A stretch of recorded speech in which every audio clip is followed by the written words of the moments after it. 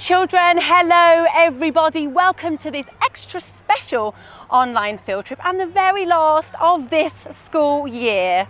I'm Sam and this is Sophie, our roving reporter for today. Hello Sophie. Hi Sam, hi everyone. Great to have you with us. So Sophie, today we're in Peterborough, which is in the east of England. We're at the Kids Country Food and Farming Day and it's all taking place right here at the East of England showground, and this place is absolutely huge. So luckily I have Sophie with me because together we can do it. Sophie, we're going to be taking you on a tour of this amazing day out. There's 200 exhibitors here today. There's about 5,500 children all walking around learning all about farming and food, and of course we have you with us today too. So Sophie, you're going to be going out, you're going to be exploring, you're going to be talking to the exhibitors and reporting back, aren't you? Yes, I am. What are you looking forward to seeing the most? Probably the birds of prey because there's loads of owls there and I just love owls. I'm very jealous, but we will also have lots of amazing visitors here as well. Lots of cute animals for you to meet. We're going to have Shire horses, dogs, goats and cows. We're going to pack them all in today. It's going to be amazing. So let's find out who we have taking part on today's online field trip. Let's go over to our first school, which is All Saints School. They're in Barry and it's Miss Webb's class taking part today. Great to have you all with us. Let's go over to Moorside Primary now. They're in Manchester and it's Mrs. Powell's class taking part. Great stuff. Let's go over to Downsbrook School now. They're in Sussex and it's Mrs. Sharp's class taking part.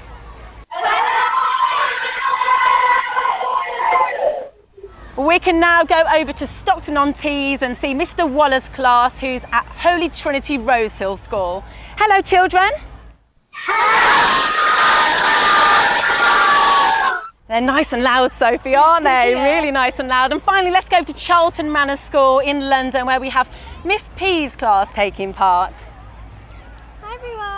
Great to have you all watching and learning with us today, children. Let's get this show on the road now, though, Sophie. You get off out there, have a fun time. Off she goes. Great stuff. We're going to be catching up with Sophie throughout the course of this lesson. I'm very jealous. She's got some amazing wheels whizzing around this amazing showground today. I've got lots of visitors here, as I said, and my first one is here. This is Madeline. Hello, Madeline. Hello, hi. Who do we have here? Well, we have a young hen, a pullet called Predator, named by my two sons.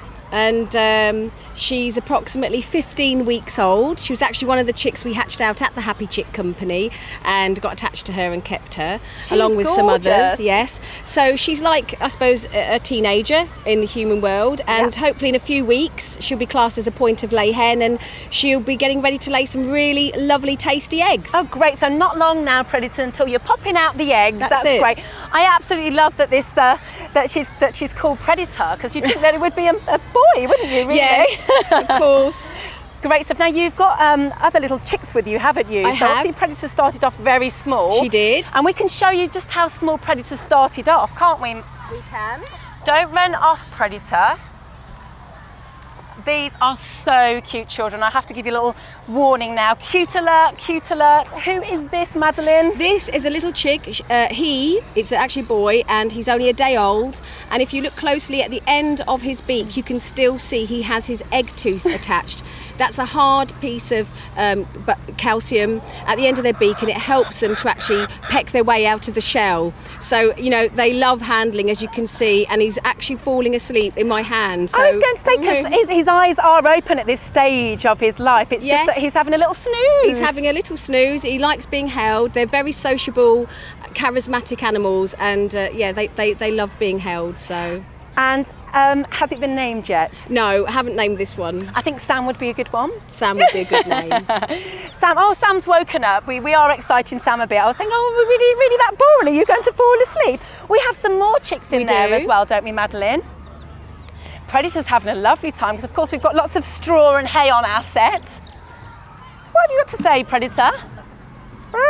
Don't eat my microphone. No. she Who's this might then, be. Madeline? This is another chick.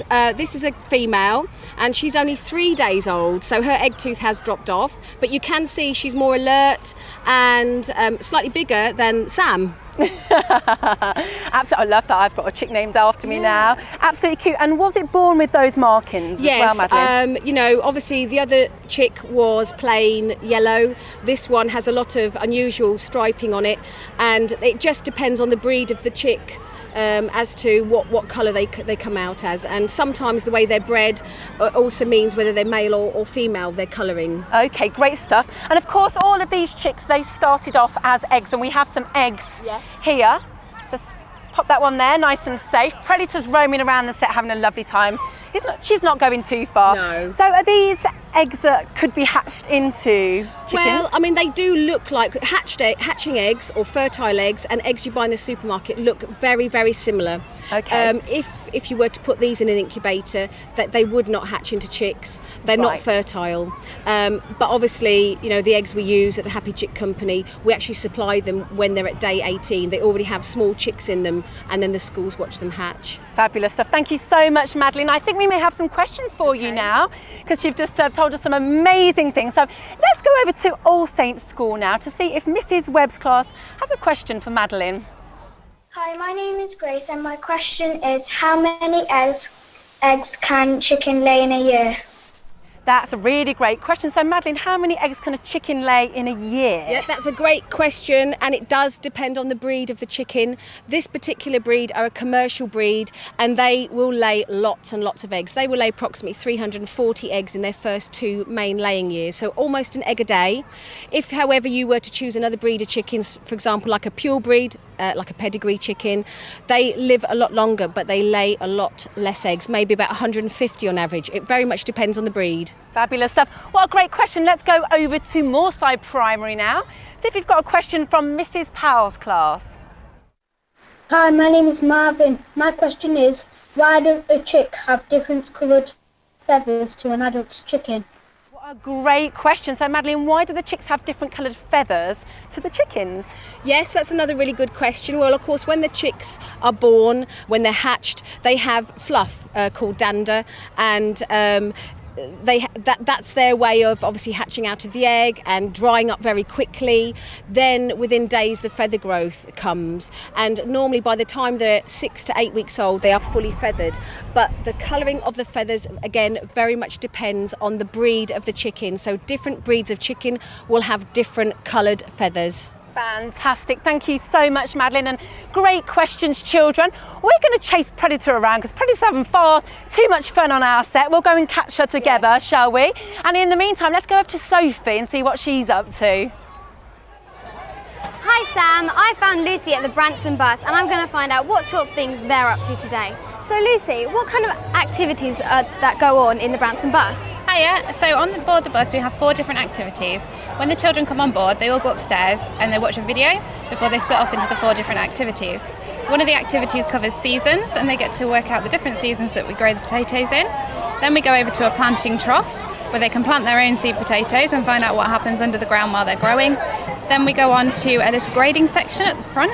This is a bit more mathematical. The children can size the potatoes and get the bad ones out and keep the good ones in, and then they'll do a bit of maths with the weights. And downstairs is all about nutrition. Oh wow, so there's lots to do on the bus then. Yeah, it's a busy place to be. How many potatoes would you say you handle a year? At Branston we handle around 350,000 tonnes of potatoes Wow. a year. That So, is a lot. yeah. Do you buy all these potatoes or do you grow them yourselves?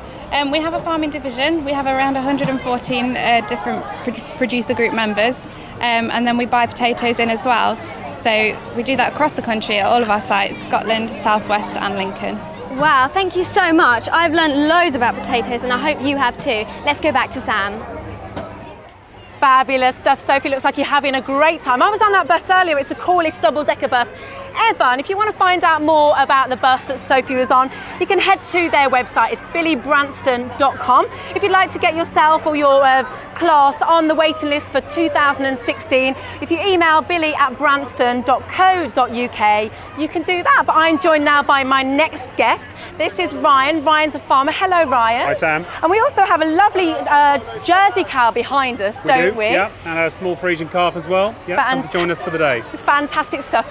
So, does she produce milk? She does indeed. She would probably produce about 20 to 30 litres of milk a day, which is an awful lot of bottles of milk, 50 or 60 bottles of milk in one day. That is a lot. So how many times would you milk her to get that? She'll get milk twice a day, once very early in the morning when the kids are fast asleep in bed, and again in the afternoon. Yeah. Wow. And so what do you need to feed her in order to get all that lovely Well, milk? she needs some nice good fresh grass this time of year, and then come the winter when weather gets cold, she'll be tucked up in a nice warm shed with some hay or some silage. Oh, yeah. lovely. Well, I was going to give milking the cow a go today, but a lot of people that have done these online field trips with me said, do you think it's a good idea, Sam? Because in one of the online field trips, all about magnificent milk, I did give milking Daisy a go, and she pretty much kicked me and went to the toilet. Oh, it does happen very much. So if you keep me away from the cows, that'd probably be a good idea, No, Ryan. we'll do our best. I mean, we've got a stand here today with Arla, which is going to cover a few schools over the next few weeks, and in there you can sort of interactive options to go and milk an artificial cow, and there's lots of other little experiences in there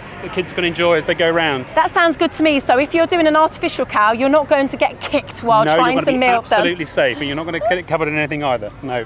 Brilliant stuff. Well, I know that our roving reporter Sophie popped into this amazing tent earlier and had a little look around. So she was playing with quite a few of the things inside there, Ryan. One of the things that looked a bit like big ball bearings in a game. It was great. What was that? I think that was probably the little game that you can play in terms of investigating what a cow's stomach does, which, curiously, without going into a biology lesson, is basically 4 stomachs, which teaches you how the food goes in, and it's like a little cauldron inside there where the food is all mashed up, and then she chews it again, and the byproduct of that is a bit of gas coming out of both ends. So that was the whoopee cushion. That would be it, yeah. Great stuff. Well, I think I'm becoming an expert at milk providing animals, because obviously we've just hung out with the cows. I know lots about cows now, and I'm joined now by Emily from Monarch Farm. Hello, Emily. And who do we have here? Here we have Malika, who is an Anglo-Nubian goat, and Monkey Puzzle, who's a British Alpine goat. Fantastic. Hello, Malika, and hello, Monkey Puzzle. Great to have you with us. They're very cute, aren't they, children? So do you keep these for milk, Yes, Emily? we do. We keep them. We've got a dairy herd of over 100 animals, and we milk them twice a day.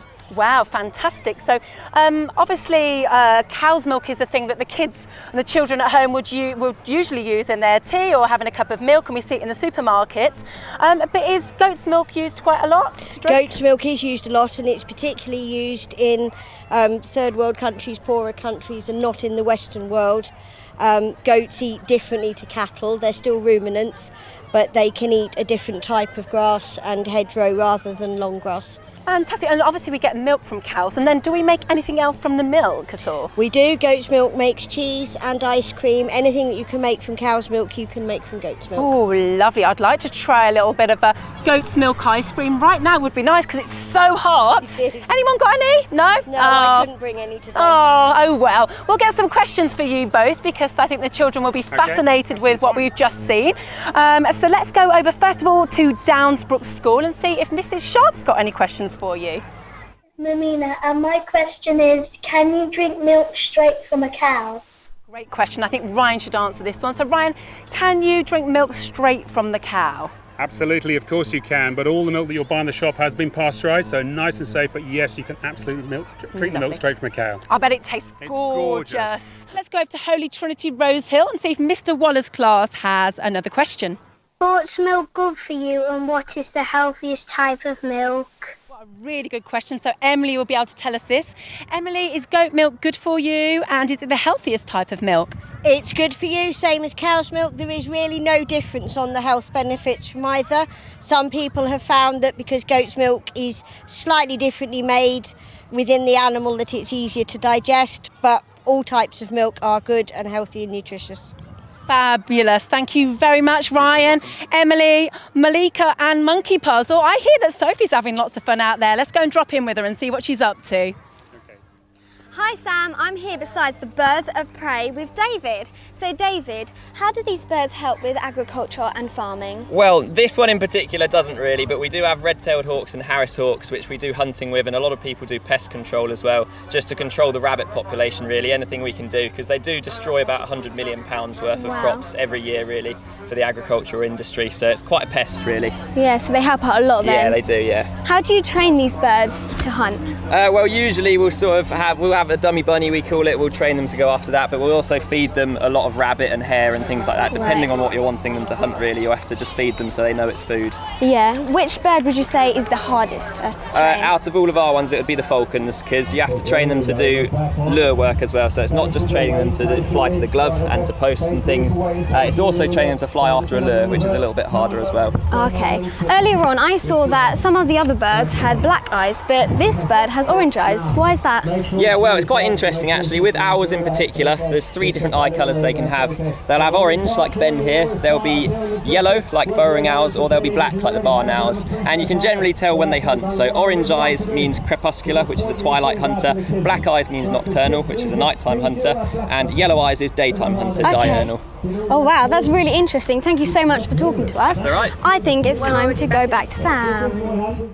Thank you so much, Sophie. I'm joined by another guest now. This is Richard. He's an expert in all things apple. So Richard, what are you going to show us today? I'm going to show you how we get a measure of sweetness from our apples, and I use a device like this called a digital refractometer to do that. That looks very fancy. I thought you'd just take a bite of an apple. Well, we can do that, but we need to get a figure for these things, so we need to be a little bit scientific about it. Great stuff. So how would it work? Okay, well, we take a thin slither of the apple like this, and we just squeeze the juice onto the prism, like so. Yeah. Press the button here, and we get a reading. It gives us an idea of the sugar content, and that's 13.1. So that's actually quite sweet. Fantastic. And so can we compare it with the other apple that we have here? This one's Gala, and I would expect that to be a little bit sweeter generally. Mm-hmm. So let's try that test. On goes the juice. Excellent, that's 14.6. Oh, so that is definitely sweeter. Definitely sweeter, yeah, Fantastic. Indeed. I think I should try a bite of each, which I will do in a minute and make sure, but generally I do buy those ones because they are sweeter and they are tastier.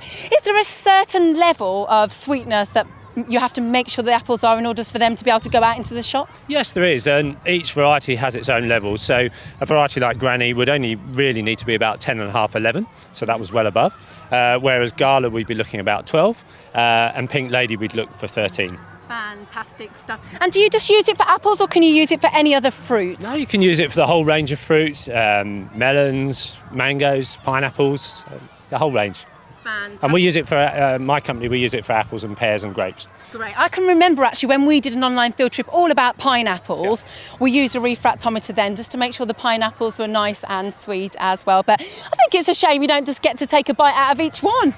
Well, of course, there wouldn't be any left for everybody to eat then. So we actually take a small sample, 15 to 20 apples typically, and we base the decision on whether we supply that on the whole batch. Okay. And was it done by taste before we had a refractometer? Absolutely, yeah, absolutely. Oh, yeah. Fantastic stuff. Great, thank you so much. I think we should head over to Sophie now and see what she's up to.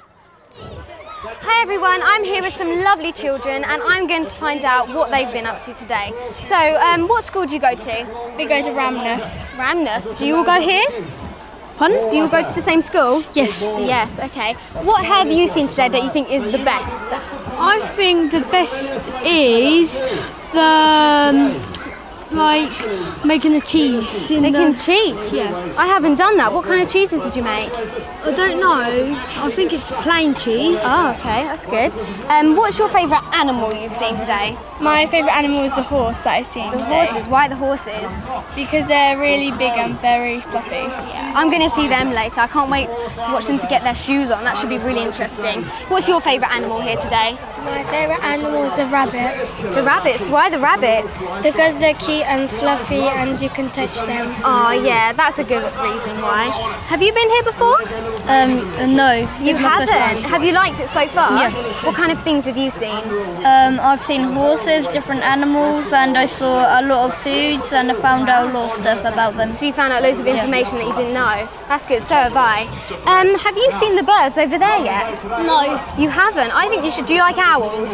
Yeah. There's loads of owls there, and there's one with like really orange eyes. It's quite scary, but he's really nice. So, do you like the weather today? Yeah. Yeah, is it good? Do you prefer being here or in the classroom, would you say? Here. Why is that? Because it's work. Why? Because in the classroom you have to do lots of work. Oh, and this is a lot more fun, isn't it? Okay, what have you seen today that you think I would like? I've seen like some dogs that can do like really good tricks and they're really, really fun. Oh, tricks. What kind of tricks can they do? Like they chase the goose like to make him like go through all the obstacles and go through the tunnel. Oh, wow. Do you think that would be hard to do? Yeah. I think that would be hard. Let's come over here. So what's your name? My name's Amelia. Pardon? Amelia. Amelia. So what's your favourite thing that you've done here today? It was like when I saw the ducks, like when they were running away from the ducks. I was hearing that. It sounded really fun, didn't it? Did loads of ducks win? Did they run really fast? Yeah. That's really good. Let's come over here. What's your name? Amajam. Amajam. Oh, I like your name. What animals have you seen that you think are the best animals? The cow. The cows. Why the cows? Because they're big. They're really big, yeah. Have you seen the sheep as well? Yeah. Yeah, the sheep was really good. Okay, let's come here. What have you seen today that you think I would really like? I really like when with my friends I did and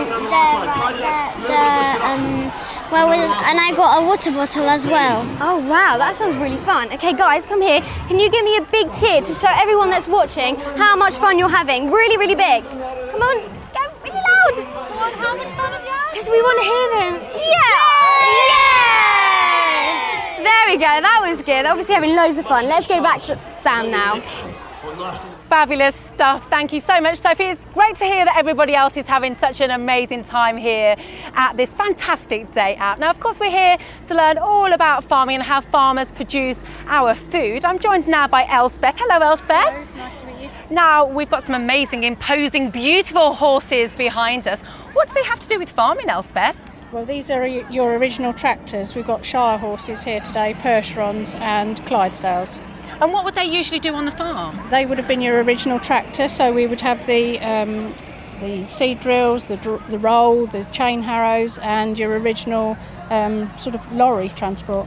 Fabulous. So all of those things that we can see over there in the farm would be attached to the back of the horses. Yeah, we've got one attached over there, boy in the roller. So yes, these would have done the farming originally from, ploughing up the soil, planting the seeds, and then obviously reaping the corn and bringing it in from the fields. Great. Well, they are so huge. So you can see by just looking at them, they are really, really powerful. So they probably had no problems doing all those tasks whatsoever. No, none at all. No, they're nice and strong. Now, I understand that we do measure horses in a different way to when we measure ourselves. We do like meters and inches and feet, but how do we measure horses? We measure them in hands. So it's your hand like that, so it's 4 inches the measurement. So the horse behind us, Macy, he stands 19 hands, whereas the little pony, he's 7 hands. We have to introduce Freddie. Take a look at little Freddie, children. How cute is Freddie? Hello, Freddie. Just minding his own business, having a little bit of hay. Freddie must absolutely love being here with all the children meeting. He does, yeah. He's been the highlight, I think. Yeah, it really, really is. Fantastic, Elspeth. Thank you so much. Sophie, come on over here and meet these gorgeous horses. You're doing a great job. Do you want to go and say hello to Freddie? Fantastic. I'd quite like to learn how tall I am in hand, so will you help me do that, Elspeth? Yes, I'll help you do that, yeah. Fantastic. It's going to take me a little while to do that. So why don't we take a short break now? We'll take about 20 minutes, children, a perfect opportunity for you to get up and about, moving in your classrooms. And why don't you see how tall you are in hands? In fact, I'm going to challenge Charlton Manor for you to measure yourselves and work out what the average height is of the child in your class. And after this break, I'll be coming back to find out how you got on. We'll see you very soon from this amazing day out. Bye.